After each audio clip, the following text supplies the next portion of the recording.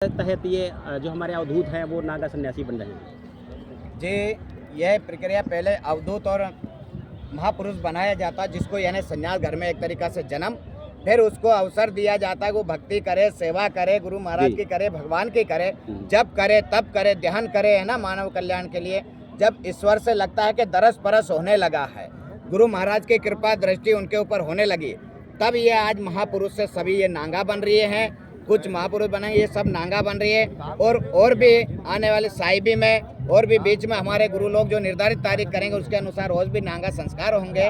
और ये आज इनका नांगा संस्कार होने के बाद आज पिंडदान हो गया, तर्पण हो जाएगा, समर्पण हो जाएगा, बीजा होम आज धर्म ध्वजा के ऊपर इनका हो जाएगा। और अपने जहाँ जन्म लिया उन पीढ़ी का कल्याण करने के लिए आज ये सब अपने हाथों से उनका कर देंगे, जिससे उनके छूटा है। और अपना भी स्वयं पिंड हवन करके, बीजा होम करके, और आज से नांगा यानी इनकी भक्ति एक सूरमा की तरह है, क्योंकि सूरमा की भक्ति है, कायर की भक्ति नहीं है।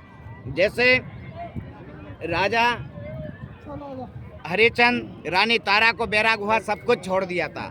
जैसे गोपी चंद को सन्यास हुआ, सब कुछ छोड़ दिया था। भर्तृहरि जी को सन्यास हुआ, सब कुछ छोड़ दिया था। इसीलिए जब बैराग सन्यास होता है तो उसके ईश्वर के लिए और कुछ नहीं दिखता। तो आज इनका जीवन देश और धर्म के लिए, मानव कल्याण के लिए स्वयं अपनी मर्जी से इन्हें समर्पण कर दिया है। और आज से ये देश और धर्म के लिए ही जिएंगे।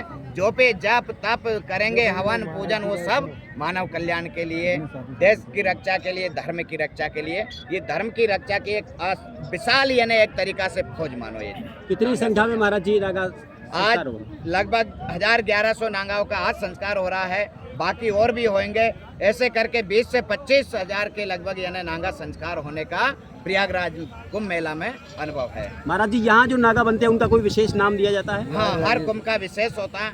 जैसे यहाँ प्रयागराज में गंगा मैया की गोद में जो नांगा बनते हैं वो राज राजेश्वरी कहलाते हैं जी। जो हरिद्वार में नांगा बनते हैं वो बर्फानी नांगा कहलाते हैं।